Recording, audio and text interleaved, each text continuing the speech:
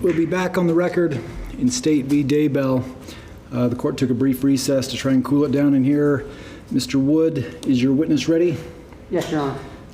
Right. Ms. Gibb, if you'll please come forward. You can come here through the gate on this side.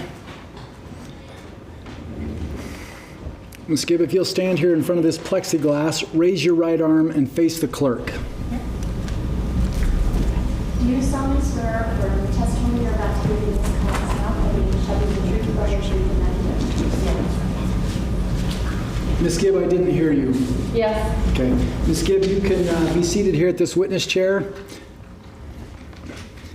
Ms. Gibb, if you'll scoot up to that microphone and then pull it down below your chin and aim it at your chin.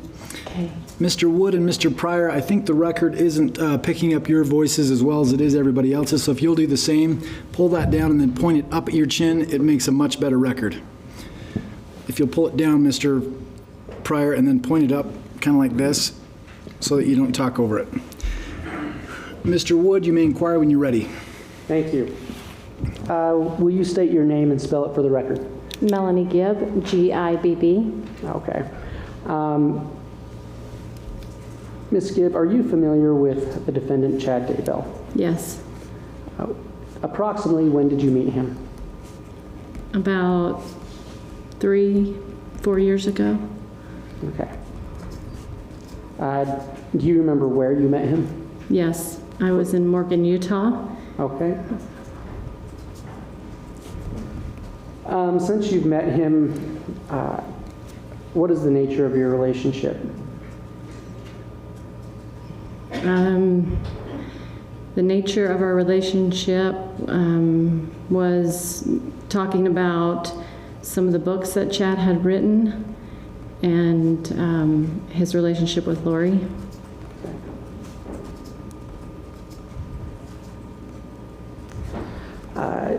You mentioned Lori. Is that Lori Vallow? Correct. Okay. Approximately when did you meet Lori Vallow? October 2018.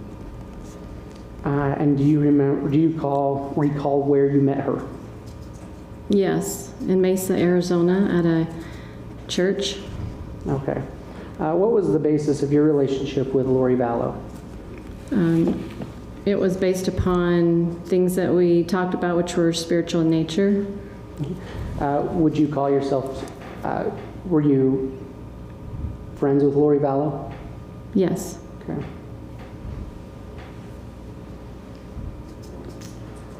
Are you familiar, or do you know if Lori Vallow had any children? Yes. Are you familiar with Tylee Ryan? Yes. Did you ever meet Tylee Ryan? Yes. And did you ever have opportunity to see Tylee Ryan with Lori Vallow? Yes. Okay. And was Tylee Ryan Lori Vallow's daughter? Yes.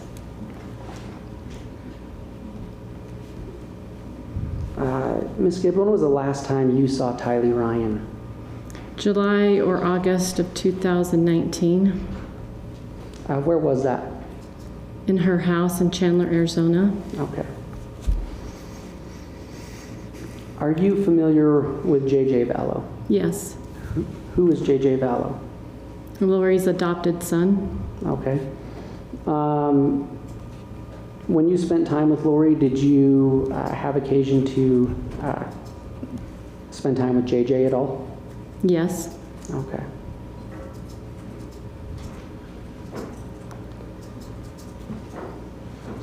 Ms. Gibb, I want to call your attention to, well, do you recall where you were between the dates of September 19th, 2019 and September 23rd, 2019? Yes. Where were you? Rexburg, Idaho. Why were you there? I was there to visit Lori. I was also there to be at an event called Firm Foundation. Okay. Do you recall when you arrived in Rexburg? Thursday the 19th. And do you know approximately when you left Rexburg? Yes, I left Monday the 23rd around 9:30 in the morning. When you were in Rexburg, where did you stay? In Lori Vallow's house? Do you recall the address of that house? No. Okay. Do you recall the general location of that house? It was a townhome. I don't know the name of the street. Okay. Was that townhome located in Rexburg, Idaho? Yes. Yeah. During that weekend, did you have opportunity to spend time with Lori?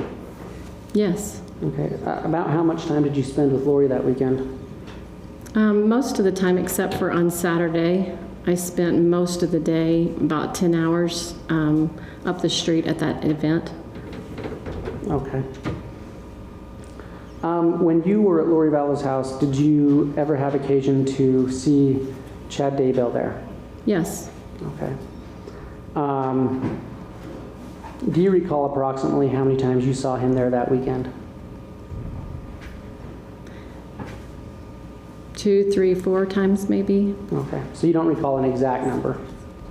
Not an exact number, but Okay. I think every day. I think every day is except for the Monday. Okay. And it was Monday, September 23rd? Yes. Okay. Did you have occasion to witness Lori Vallow and Chad Daybell interact with each other? Yes. How did they interact with each other? Affectionately. Okay. And when you say affectionately, what do you mean by that?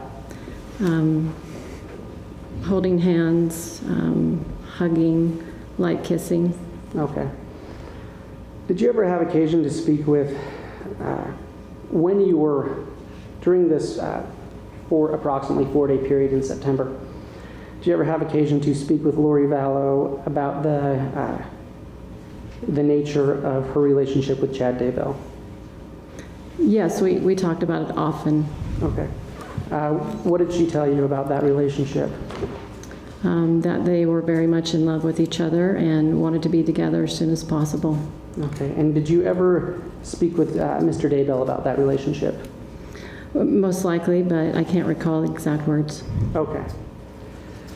Ms. Gibb, during that September 19th to 23rd, 2019 period, did you ever see Tylee Ryan? No.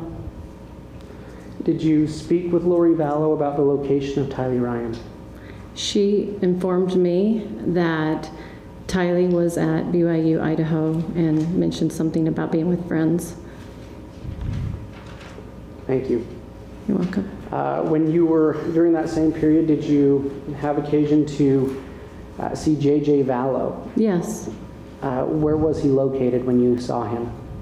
He was in the family room, mostly, and then outside some. Okay, when you say the family room, can you be more specific? The room that's adjacent to the kitchen, Okay, and what home was that located in? Lori Vallow's home. Okay.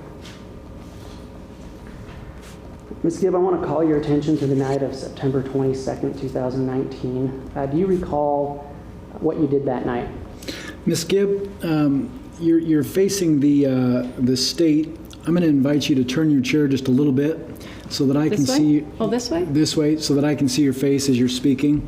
I recognize you're answering Mr. Wood's questions, but I need to see your face as well as you're answering. Okay. Thank you. You're welcome. What did you do the night of September 22nd, 2019? The night of the 22nd, I was doing a recording with Lori and David Warwick, and we were in the kitchen recording that. Who is David Warwick? He is a boyfriend of mine. Okay. And you said you were recording a podcast? Yes. Okay. Was Mr. Daybell there during the recording of that podcast? No. Okay. Do you recall if JJ Vallow was there during the recording of that podcast? I did not see him. Okay. Did you see Alex Cox that night? Yes. Okay. What did you witness, or what did you observe Alex Cox doing that night? He brought JJ into the house during the middle of the podcast. Okay. And And did you see him bring JJ into the house? Yes. Okay.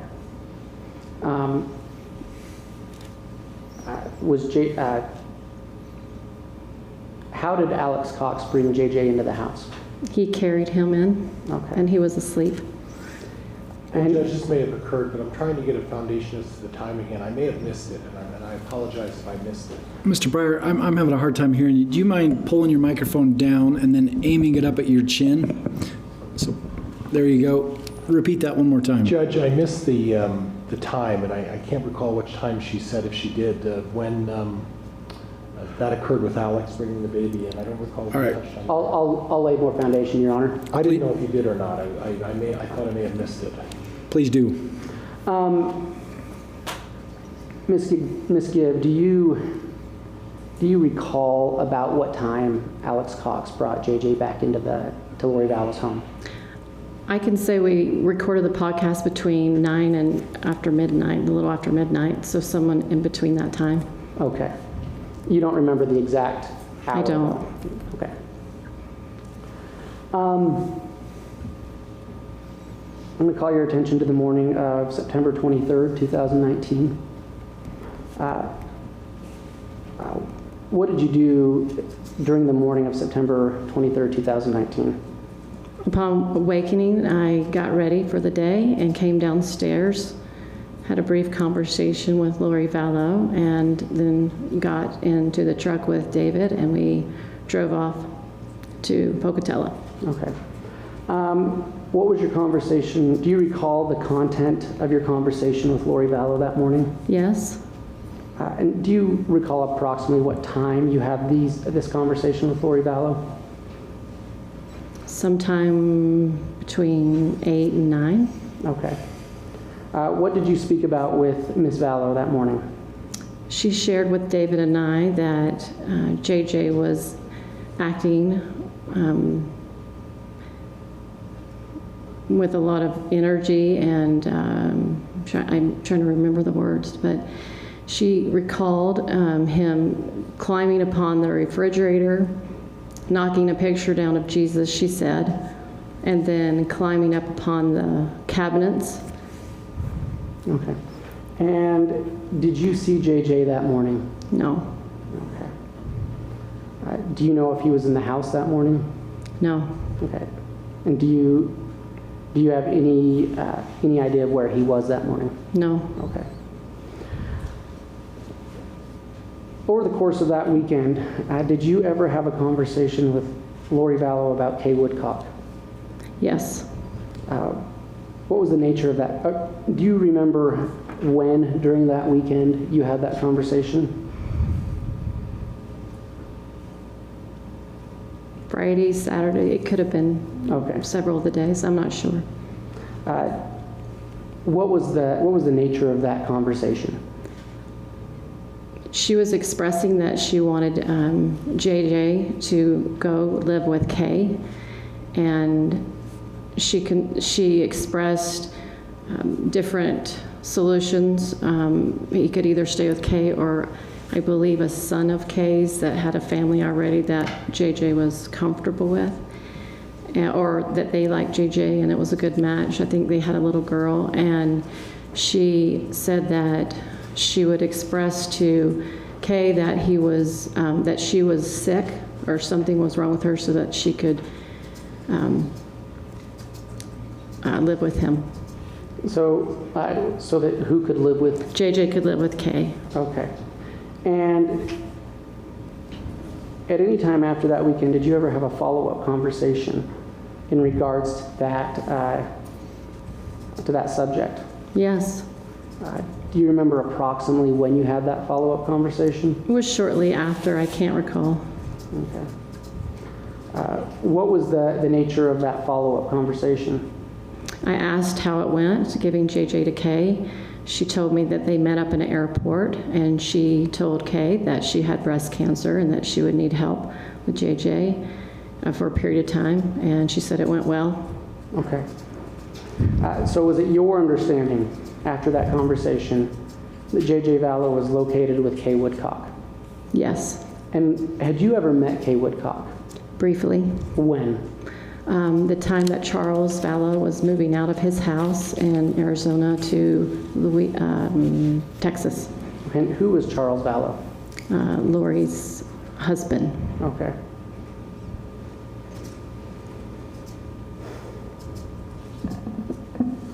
Ms. Gibb, I'm going to call your attention to the date of November 26, 2019.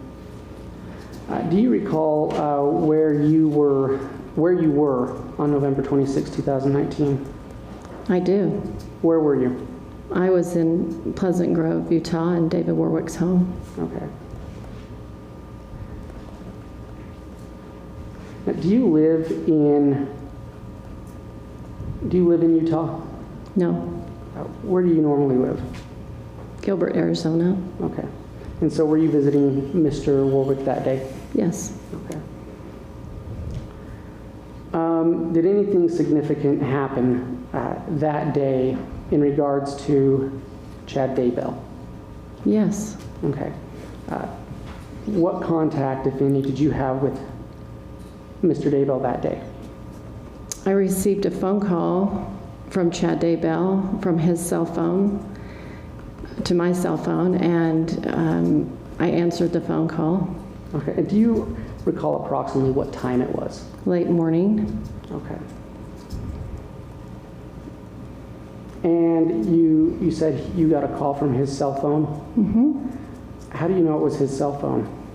Because when the phone number came up, it had his name on it.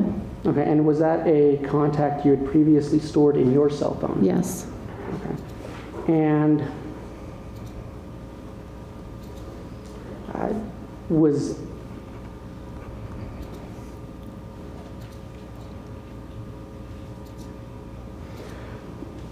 Ms. Gibb, had you previously had any discussions with Mr. Daybell through that same phone number? Yes. Okay. Do you recall what that phone number was? Yes, it was 208-690-9374. Okay. And I may have already asked this, I apologize if I did. Approximately what time were you called by Mr. Daybell that day? Late morning. Okay. What was the nature of that conversation? He said, "Hi, Melanie, this is Chad. The Rexburg police are going to call you. Don't pick up." He Okay. said, oh, okay. Where did the conversation go from there?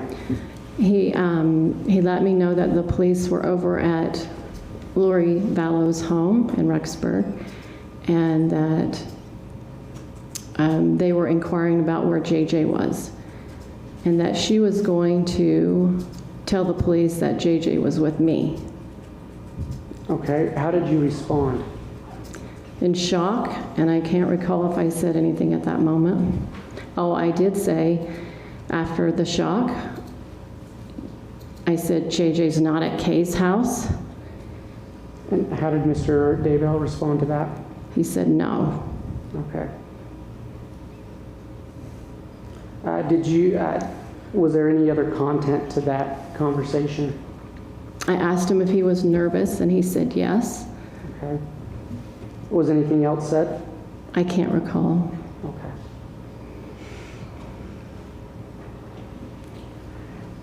That same day, November 26, 2019, did you have any contact with Lori Vallow? Yes.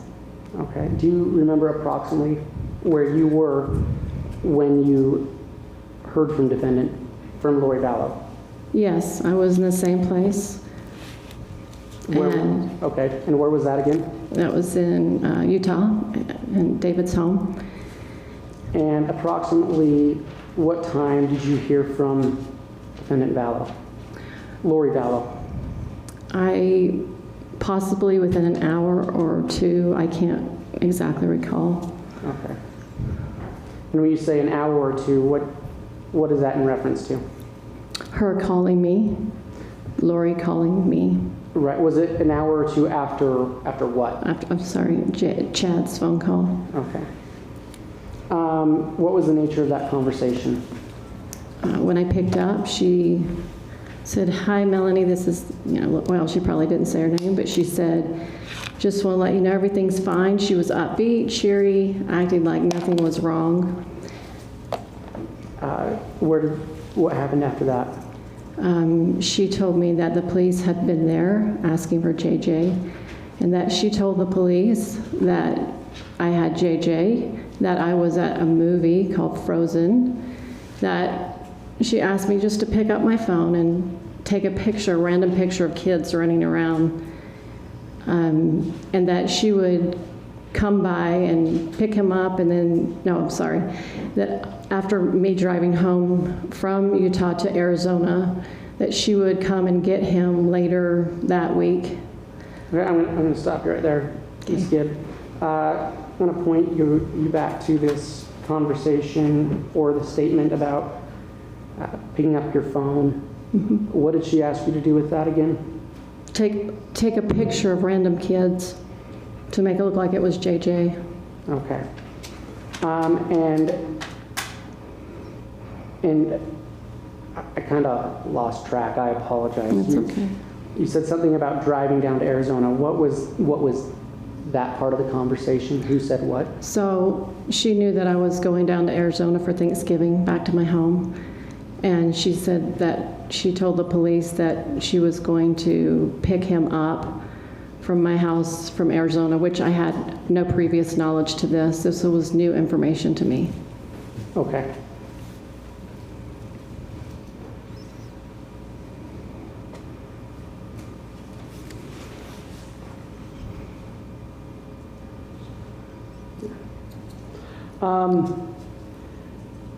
Did Lori say anything else to you about JJ?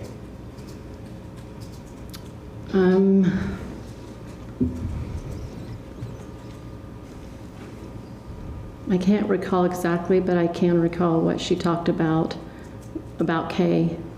Okay, what did she say about Kay?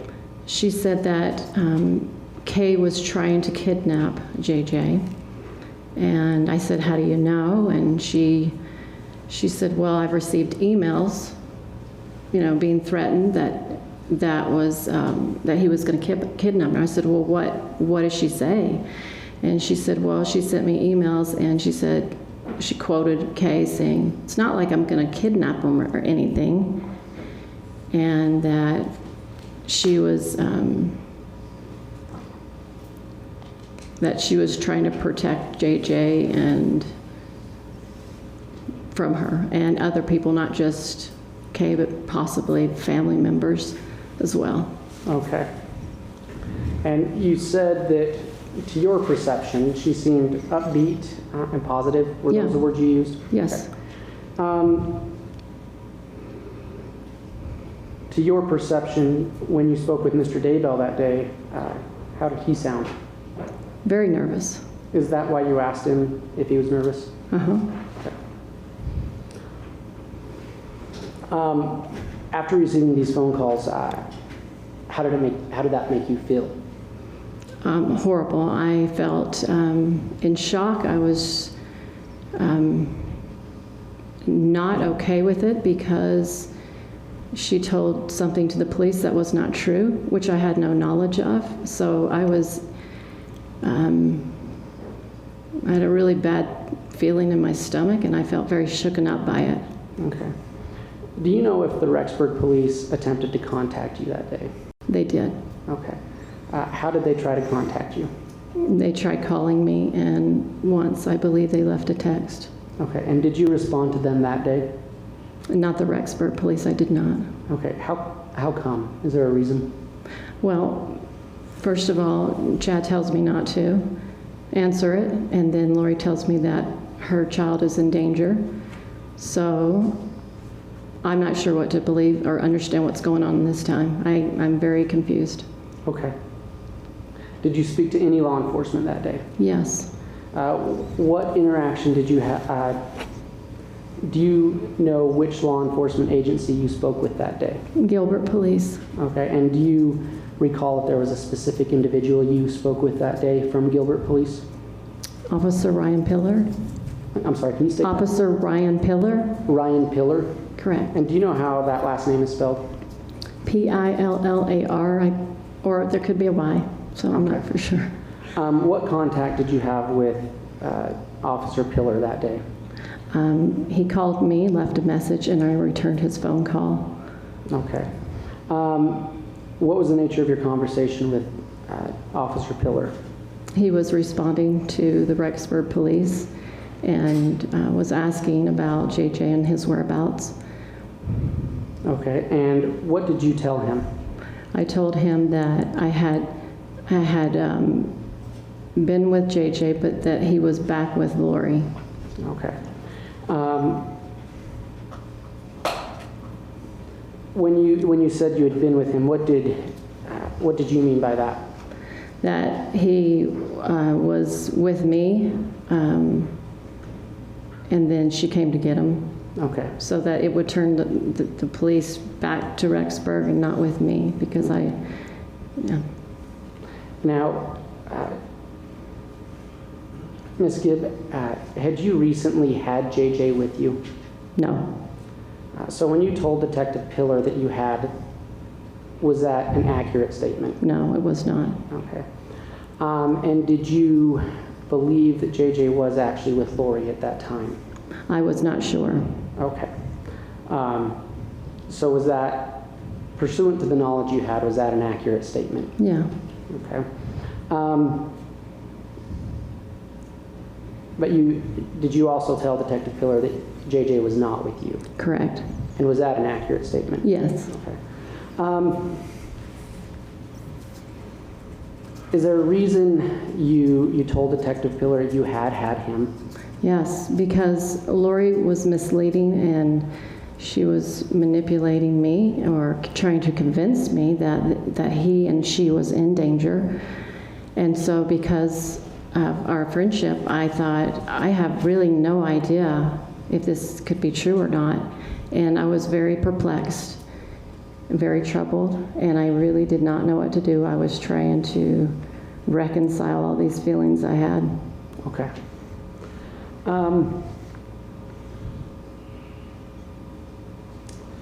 Did you have any subsequent contact with the Gilbert Police Department? Yes.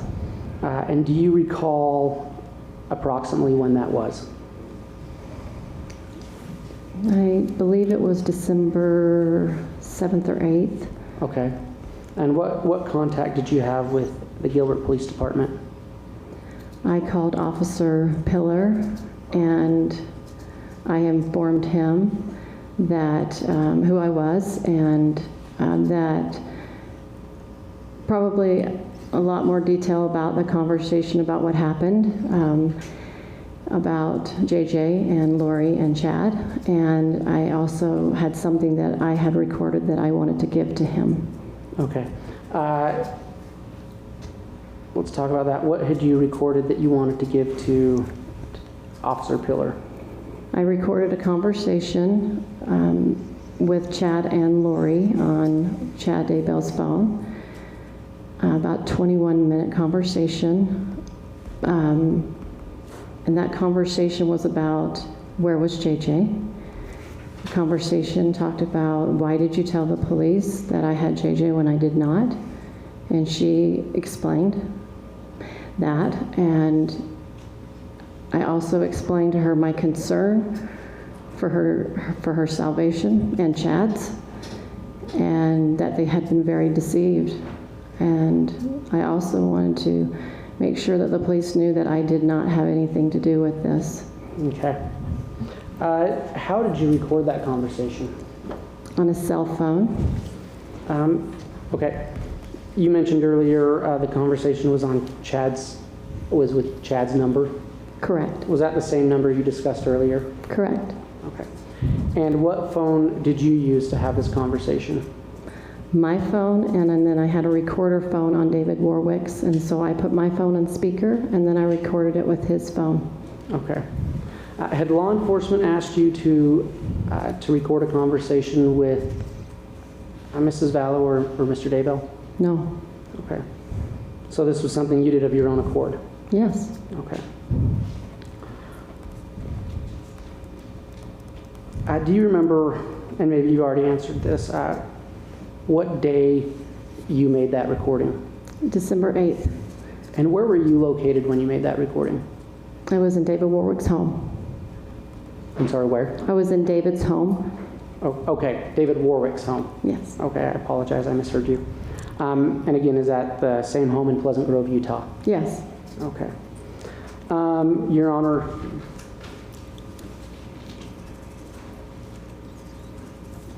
the state would ask that state's exhibit that has been marked as Exhibit 19 be shown to the defense and handed to the witness.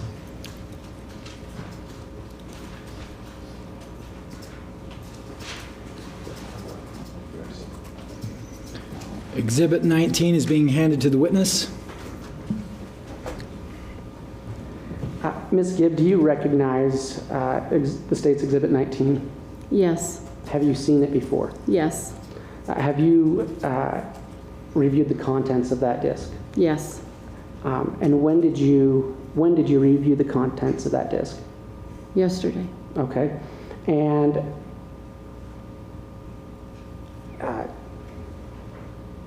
what is on that disc?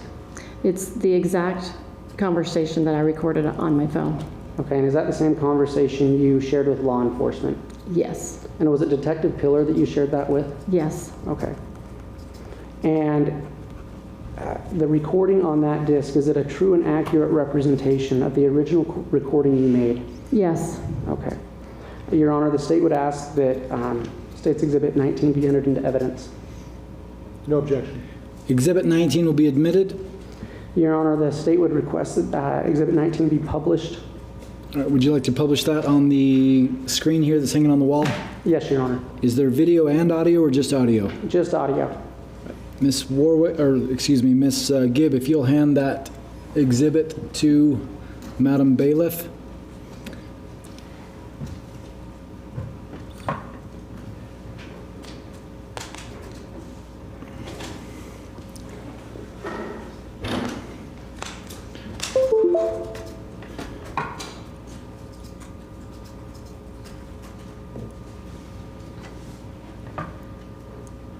Madam Bailiff, was there another disc in there? Yes. Will you please hand that disc to Mr. Wood so that he can identify it and we can make sure that that gets put into evidence? Your Honor, that is right here. That is State's Exhibit 14. It's no longer in the case with the marker. Okay.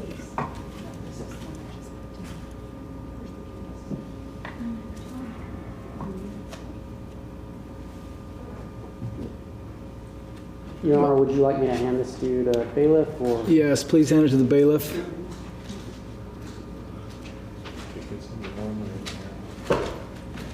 Madam Bailiff, do you have the envelope that shows? Okay, Exhibit 14. All right, and Madam Bailiff, or Mr. Wood, the disc that has been placed in the television at this point is Exhibit 19, is that correct? That is correct, Your Honor. And you're moving to publish that? Yes. Mr. Pryor, any objection to publishing Exhibit 19? No objection, Judge. Thank you. You may proceed, Mr. Wood. Thank you. Your Honor, we seem to be having a similar problem as earlier. I think it's a really good time for a break. It's getting extremely hot in here again. We'll take 15 minutes so we can cool it down in here, and we'll reconvene here in 15. We'll be back on the record in State versus Daybell. The court took a brief recess to cool the courtroom down, the air conditioner, as well as to allow Mr. Wood some time to get his technology ready. Mr. Wood, do you wish to proceed with publishing Exhibit 19? Yes, Your Honor. You may do so. This is a recording on December 8th at 3:43 p.m. And I am calling Chad Daybell's phone number, and hopefully I will be talking to both of them, Chad and Lauren. So here goes the phone call.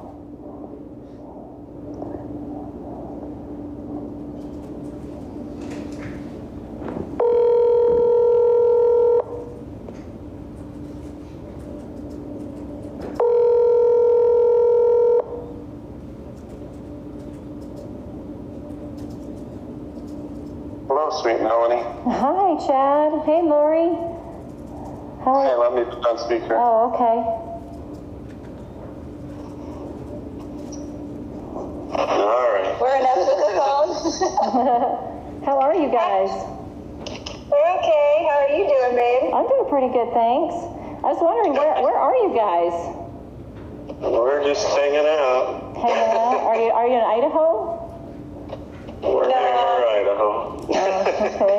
I just wanted to ask you a question, if you don't mind, Lori. Yeah, of course, honey. I want to know, you remember we talked about JJ going to Kay's house, and you told me they went there, and now he's not there?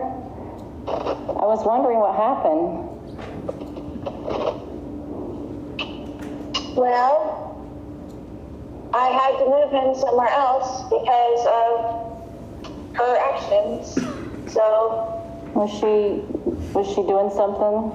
Like, was she trying to come get him or something? Or, like, trying to kidnap him? well, she said that lots of times before, but, Okay. When I asked Chad the other day, I was like, hey, where is JJ? And he said, for my security, he didn't want me to know. So is there a reason I should be in danger to know where he is? no, it's nobody. It's his danger. It's the danger that there's people after me. Okay. We just felt that if you knew, that puts you in a danger. Well, just in a bad position. Yeah, bad position. Everybody, if they don't know anything, then they don't have to say they know. Right, so you're just worried. Okay. I'm just to keep him protected and keep you protected. keep everybody else good. I appreciate that. Well, I was wondering why you told the police why he was with me.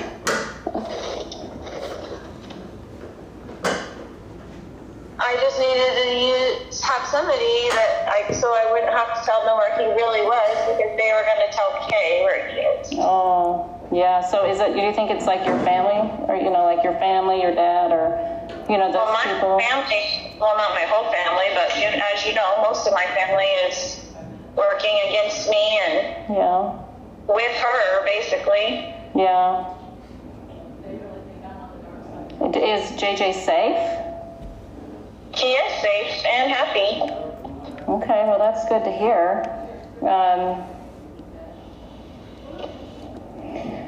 Are you afraid of anything? Like, are you afraid to tell me that you're just afraid that that I could be in danger? Like like if I knew, like, how could that hurt me? I don't understand how that could hurt me if I knew where he was. Well, I'm just not telling anybody so that nobody has to say where he is or get questioned to where he is, so I can keep him as safe as possible. Yeah.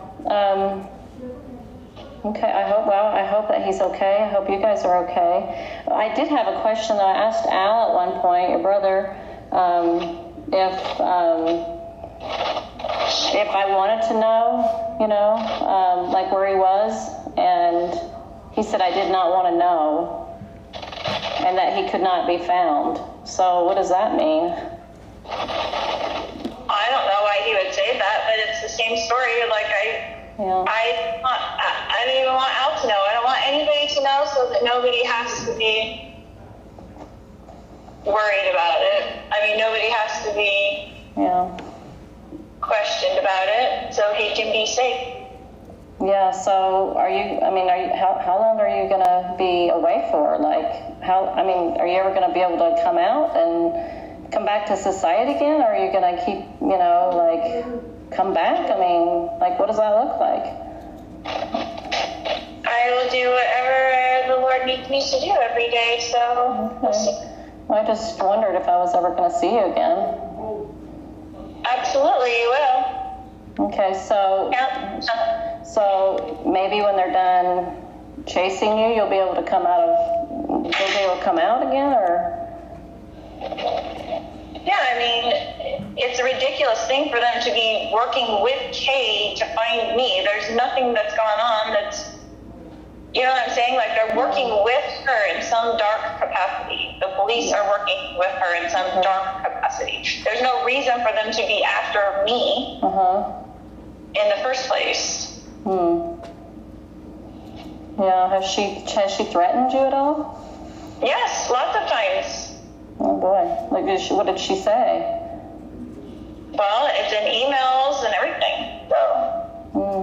So like she said she was going to come take him, or she was... There's a lot of things, Yeah. Nellie.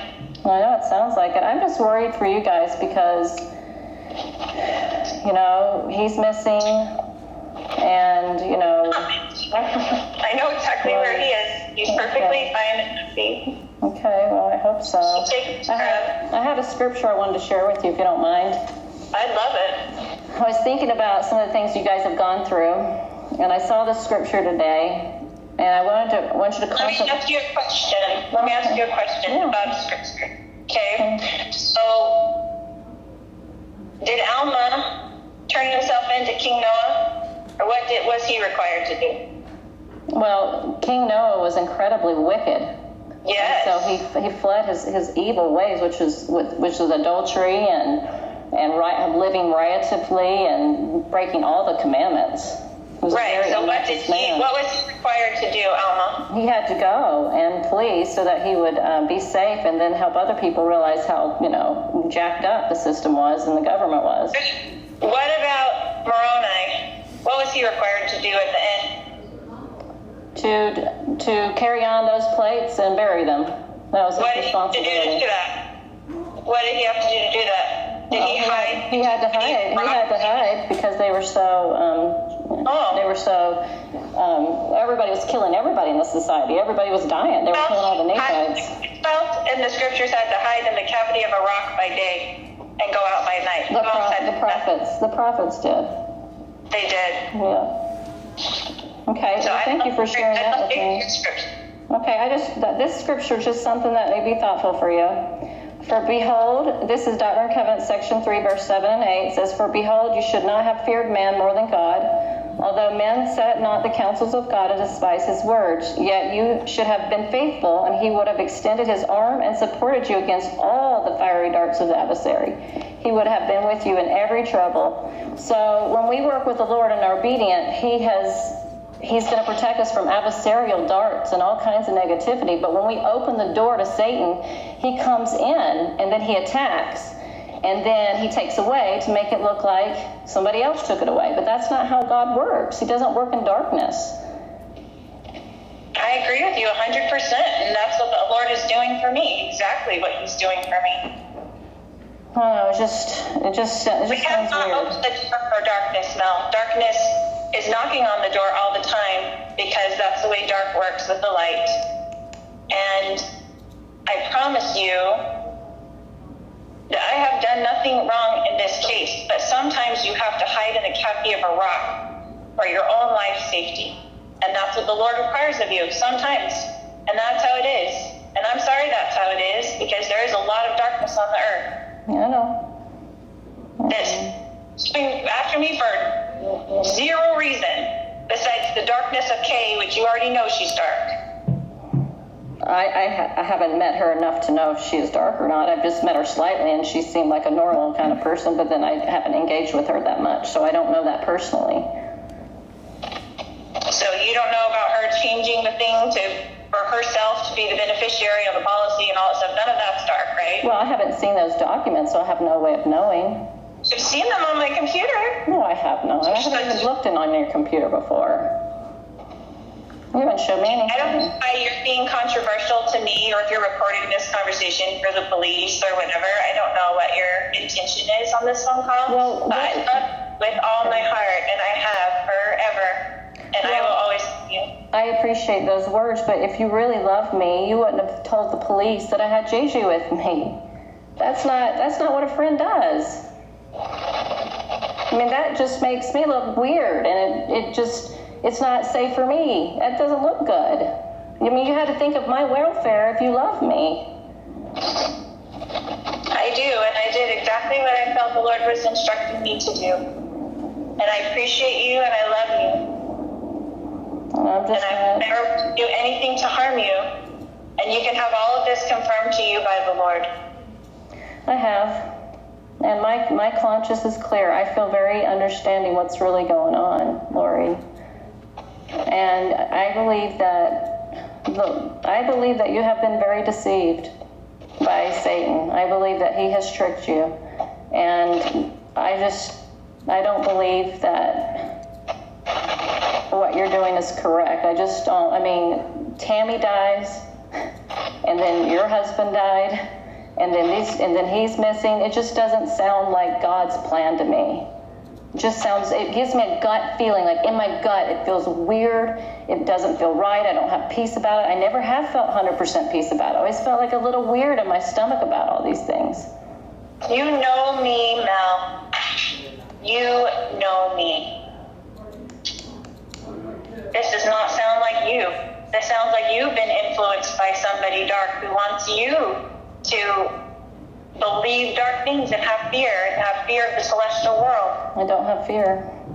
You obviously do. No, I have a peace of conscience and I can see clearly. Well, I'm sorry that you feel that way. I love you so much. I know you do.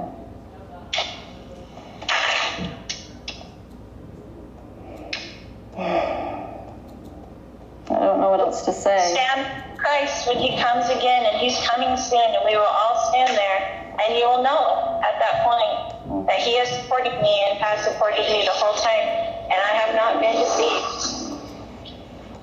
I just want to testify that I know Tammy and the conspiracy theories. My sister-in-law's right behind it all, and I hope that you're not being influenced by that dark team. I don't know who she is. I'm sorry, you said your sister-in-law? I don't even know her. Oh, I know, but she's coming up with the same type of theories. And it's just not true. My own children were there. They testified that Tammy had been getting weaker and sick, and I begged her to go to the doctor. Her heart was failing her. She was physically falling apart, but she hates doctors, and she just passed away. That's how it happened. My son Garth was right there with me the whole time. My kids were at the house within 20 minutes of her passing. There were 2 coroners. They checked her out right there on the bed. All these conspiracy theories just make me sick to my stomach. Just absolutely sick. I know I've been told for years that Tammy would pass away at a young age. And I had no idea that Lori would even be a part of my life. I just knew that my life had 2 segments. And that I know Tammy's on a special mission and she's with my kids. She's visited them. There's so much, Melanie, that you just have to have faith. And this is not some sort of master plan. There's no way Lori and I could ever come up with this. It's just... You can understand my concern, correct? I can from an outside perspective, but from someone who knows as much as you know, no, not really. But we can feel Dave's influence on you. I can feel that for sure. He's a very good man, and he has a very strong foundation, that I know. I know, but he seems to be the one that's putting the doubts in your mind. No, you know what? I have come to understand that my gut feeling, I was not listening to it. And I always felt uncomfortable with many things. Okay. Well, I'm sorry that I included you in those teachings then for your own sake, because I wish that you didn't have as much knowledge as you have, as you will be accountable for the knowledge that you do have, Mel. So are you. I agree 100%. Yeah. 100%. I have no fear. Yeah. I have no fear of that. But I really, as I was reading the story of Korihor, and it is so very similar to this, you just can't see it. But he did it because he was trying to reclaim a people, and he thought at the very end, because of his carnal and natural desires, that's what influenced him. And he was very deceiving. Carnal natural desires? Well, honey, you got a lot of natural desires. We all know that. That's what you think is me, Korihor? Are you kidding me right now? I think both of you have similarities. It's in the scriptures. It's in the scriptures. And the scriptures are very powerful. Yes, they are. I live by the scriptures, as you know. I know, but we can wrest the scriptures for our own vain glory. I wrested the scriptures? We can do that, and I feel that you have to see our belief systems. Do I wrest the scriptures? Is that what you're accusing me of at this point? I feel that you have. Why do you feel that way? I need an explanation on this. Because if you look, like the scripture just shared, you read scriptures every single day, you know? I know you read them. I don't doubt that. But this scripture right here says that you will be supported by all against the fiery darts of the adversary. You would have been supported if you had not opened dark portals and dark junk. You would have been safe if you would have obeyed God. He would have had your back. But you have been chased and tortured. Whether you do this or not, I'm sorry? he has your back. So. Well, if he has your back, you would not be able to tell me where you are, and we couldn't find JJ. Like, where is he? I've been asking, where is he? And you know what I mean? Like, that's I can tell everybody where JJ is right now, and that would not be good for JJ. So I'm sorry that you don't want me to protect my children, but I would never ask you to not protect your children. Of course you wouldn't. So I can tell that you're just adversarial, Mel. I love you. I'm sorry that you feel this way. Because I actually do care. I'm sharing what I feel for you because I know your salvation's in trouble for what you've done. Okay, my salvation is not in trouble at all. And I think you should check that with the Lord again. Oh, I felt a lot of things from the Lord. And this doesn't feel right. Well, I'm sorry that you feel that way, sweetheart. I'm sorry that you're friends with all those who are against me. Joseph Smith's friends turned against me. I'm not friends with people that are against you. Apparently you are. I am not. I don't know Kay. I don't know who you're talking about. Your sister. I don't even know what her name or who she is. I don't know any of those people. Why would they contact me anyway? How would I even know about that? Well, you're friends with Dave, and he's apparently now. Well, David is a very righteous man, and I've always known that grounding about him. And he has a lot of beautiful experiences with the Lord, and these are not the same. You know, when you get the priesthood, that's Peter, James, and John shows up, and then he confirms all of those in the circle that are to get it, and everybody's a witness of that. Everybody's a witness that the pattern is in the scriptures. There's no witness that you ever receive what you think you received. Nobody has seen that but you. There's no witness. The witness, Joseph Smith, Oliver Cowdery, Martin Harris, the 8 witnesses, they all showed up. Is there a witness when Jesus, Heavenly Father, gave that to Joseph Smith by himself in the grove? Was there a witness? No, but they had it later with other people. That was one experience, but others joined in later. When he brought other people into it, they had experiences. Is that in the scriptures, yes or no? I'm sorry? Is that in the scriptures, yes or no? That Joseph was alone when he saw God the Father and Jesus Christ? Yes. Yes, he was alone. He was alone. But he had to open it up first. That's not a pattern at all. Honey, what I'm saying is that after he saw that and other people joined in, they saw the things with him. He wasn't alone. There was a witness for them. There was no witness. Anybody's never seen what you've seen or experienced what you've seen. That's your own witness, but nobody's said that. No, God knows it, and I will never deny it. For my soul would be at stake if I did. So you can say it didn't happen to me, Mel, but if I say it, then I am accountable. You didn't witness it, but I did. But your behaviors is not, okay, I understand that's what you believe you saw, but this is the thing, as I see, is that your behavior is not one of somebody that's seen Christ. Your behavior. What? Never had any idea that you would be the person of all people to turn me. I cannot believe I am asking questions, and I am concerned for you. That is what somebody does when they care. You don't sound like you're concerned. You sound like you're accusatory. You do not sound concerned. You sound pissed off. I'm not. I am troubled. Maybe that's the better word. Troubled. Because these things, like you being with Chad before he's even divorced, is unusual behavior for a person that's seen Jesus Christ. I was never with him, and he was never divorced. Honey, I've seen you That's guys your together. story. That's you dating. So I haven't ever seen you I've never seen you with Chad kiss him and walk around the track at BYU with him. I never saw that. You Say stand you're there? the one that's just feeling guilty about being with someone before they were divorced. Oh, honey. I think that's not what we're talking about here. Wait, it's not what we're talking about here. That's what I'm saying. You are going off the deep end. Well, I'm just saying this is not a behavior of someone that sees Jesus Christ. It's not the behavior. Really? Have you ever seen Jesus Christ? So do you know what the future behavior would be if you had seen Jesus Christ? I know that when I pray. Lord asks me to do every day, and He does protect me, and He is protecting me, and He will protect me against this accusation as well. And we will both stand there with Him, and you tell me if I was lying or not. But we're both standing there with Jesus Christ. Okay.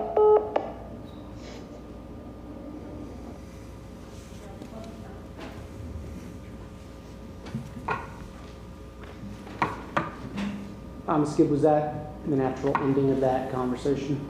I'm sorry? Was that how that conversation ended? The phone cut off. I could have been because it was in a basement apartment. Okay. Your Honor, the state has no further questions at this time. Mr. Pryor, looks like we have about 10 minutes until 5 o'clock. Can you give me an idea of how long you foresee the cross-examination taking here? Judge, I anticipate much more than 10 minutes.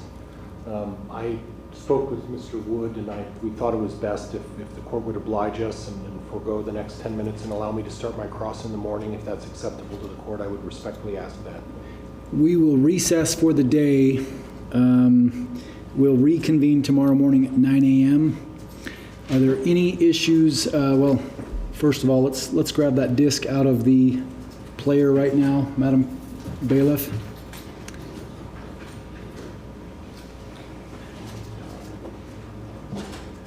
Madam Bailiff, are there any other exhibits that are attached to the easel? I believe so.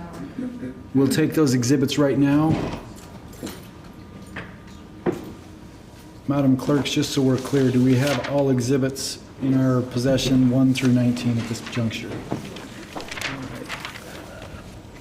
We'll reconvene tomorrow morning at 9 a.m.